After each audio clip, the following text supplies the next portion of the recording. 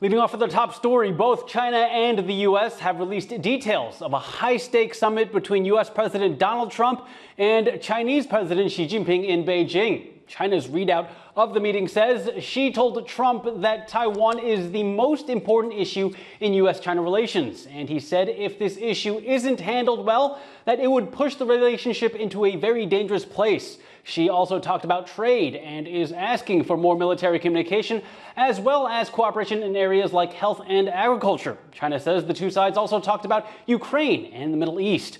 The U.S. had a somewhat different summary of the meeting. Its readout does not mention Taiwan. A White House official instead said the two sides talked about ways to expand economic cooperation and agreed that the Strait of Hormuz should remain open. They say Trump also told Xi that boosting U.S. sales of agricultural products to China should be prioritized.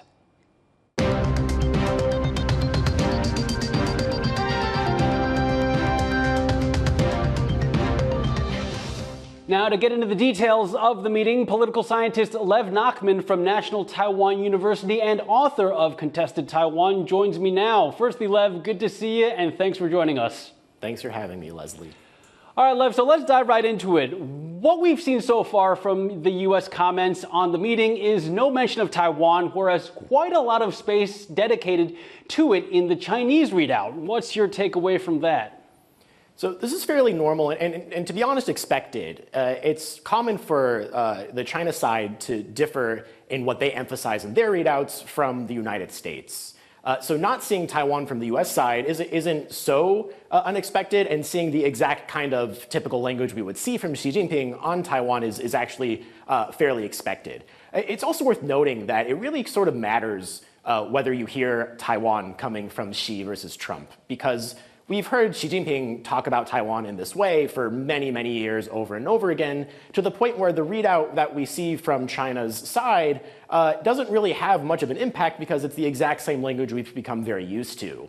While if Donald Trump was to say something about Taiwan, that would have far more impact and far more meaning than the China side. So the lack of seeing sort of anything from the Trump side, I think is if anything, a bit of a sigh of relief from here in Taiwan, because that tells us that Donald Trump is at the very least sticking to script, something that he is not always known for doing, but has managed to do so at the very least on Taiwan today. Now, Lev, as you mentioned, U.S. President Donald Trump tends to speak his mind, but he's showing restraint here in relation to Taiwan. Where do you think that restraint is coming from?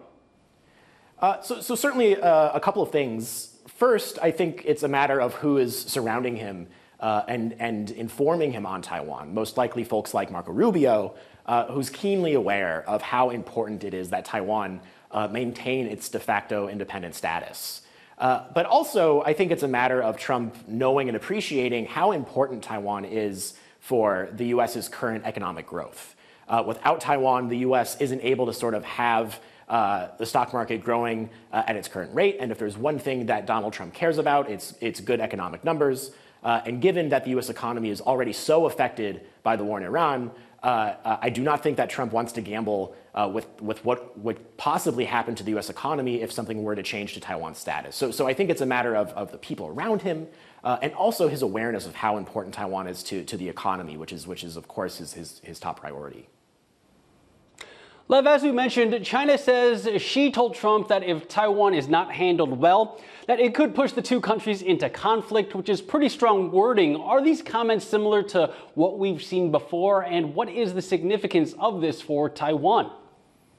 Yeah, this is really standard language from Xi Jinping. You can go back and sort of look at a lot of the language that he says about Taiwan, and it all sort of hits these same key themes about how important Taiwan is, how it's a domestic issue, how if the world, or especially America, gets involved, it would lead to bad things. So nothing that he said today is new or particularly remarkable. It does matter that he said it to Trump, though. I think it's worth noting that Xi is certainly making this the main point to Trump, and he wants, at the very least, the global audience to know that he's making this point to Trump. But because we haven't seen that same sort of language from Trump, that sort of tells us that negotiations are at the very least ongoing, if they are even sort of deeply negotiating Taiwan to this degree at all. Now, Lev, Taiwan's Mainland Affairs Council, which handles relations with China, responded to the meeting this afternoon. They specifically responded to China's comments on Taiwan. I'm going to play that clip for you here. Let's take a listen. 如果维护台海和平稳定是中美双方最大公约数的话，那中共方面他就应该要约束自己的这个军事恫吓的行为。真正造成台海和平会触发危险的是这样的军机舰扰台，而不是台湾人民想要维持自己生活方式的努力。So, Lev, in addition to those Mainland Affairs Council comments, the foreign ministry here in Taipei also said the two sides of the Taiwan Strait are not subordinate to each other, and Beijing continues to threaten regional peace and stability. What's your take on this response? This is sort of what we would also expect to see from the Lai administration. This is the same kind of language they've used in the past. It makes sense that they're going to highlight the PLA military threats and that they're going to use this language about who's not subordinate to who. What I'm more eager to see is what they say in the following days, because this response, although strongly worded and sort of what we would expect from Lai, is fairly sort of something that seems almost pre-written because we know that Lai was going to say something about the meeting in this way. What I'm eager to see is how the Lai administration responds to the end of these meetings, especially if Taiwan does come up, how the Lai administration will respond to any sort of language on Taiwan that especially comes from Donald Trump. Trump brought a business delegation along with him in Beijing, which includes top leaders in technology, AI, and other sectors. Quite a long list of names, big names, I should add. Tim Cook, Elon Musk, and Jensen Huang. Lev, what does their inclusion in this business delegation mean for Trump's priorities here? And is it consequential for Taiwan at all?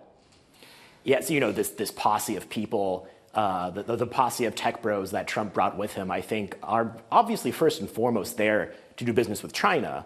But at the same time, these names, Tim Cook, Huang, of course, are very aware of how important Taiwan is, not just to their business, but also for their ability to help grow their companies. So if there is a silver lining to have all of these tech giants with Donald Trump, it's that they know how important it is that Taiwan is able to continue to be part of the global economy in its current capacity, and that any sort of major change to Taiwan would not just affect global order, but particularly their business and their business opportunities. So there's also a bit of a silver lining that perhaps they will also be a hopeful voice of reason to Trump and his administration to not make any sort of major changes to Taiwan, because these leaders of business are also very invested in Taiwan maintaining its current status as a de facto independent state.